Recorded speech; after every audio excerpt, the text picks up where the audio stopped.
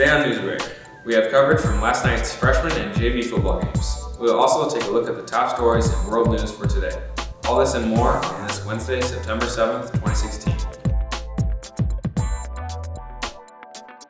Good afternoon, SLHS. I'm Sierra Gross. And I'm Dawson Arensdorf. Let's take a look at your top stories for today. Tomorrow night, there will be an FCA meeting at the YMCA at 7 o'clock with guest speaker Dave DeWild. The Okoboji Foundation Youth and Philanthropy Initiative is currently accepting applications which are due this Friday, September 9th, and can be found at www.okobojifoundation.org under the Youth tab. Youth and Philanthropy is a program intended to empower high school students to make a lasting impact in the Lakes community. Students meet once a month and receive community service hours as they learn about the work of the Okoboji Foundation and other nonprofits in the Lakes community.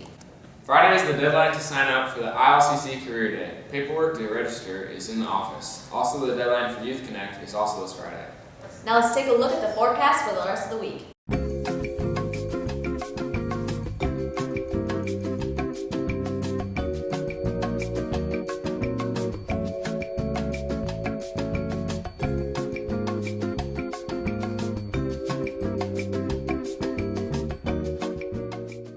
Now let's send it over to Emily and Mary Beth with today's sports.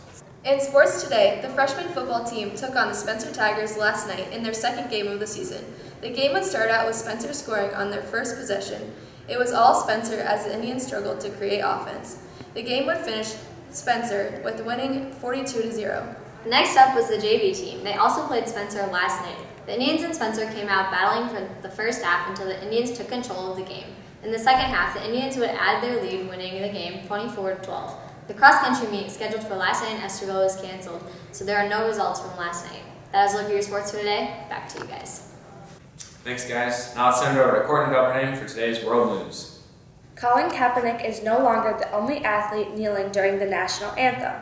U.S. Soccer and Seattle Reigns midfielder Megan Rapinoe also knelt during the national anthem before her team's clash with the Chicago Red Stars in a show of solidarity with San Francisco's 49ers quarterback Colin Kaepernick. Also, Chicago had its 500th homicide over the Labor Day weekend, making it the deadliest year in Chicago in over 2 decades. It tops the list of deadliest cities in the world. There are nearly 82 shootings per week.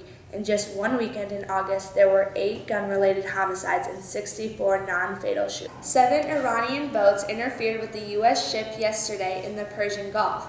That was the 31st unsafe encounter that U.S. ships and Iranian boats have had this calendar year. That's all for world news. Back to you guys. So Emily, there was football last night? Yeah, JV and freshman game, and then on Friday we have the varsity football game in the Mars. The Mars. Yep. And update on our poll that we tweeted out yesterday. It's currently got Iowa at 73% and Iowa State at 27%. So a couple hours left to vote on that before it closes. So yeah, everybody's rooting for Iowa on Saturday. Yeah. Go State. We'll see about that. Courtney, I heard that you were nominated for Athlete of the Week. Congratulations. Yeah, Thank there's you. one right here. So everyone make sure to vote for her. We support Okoboji. Yes. Well, that's all the time we have for today, SLHS. Thanks for watching and have a great day.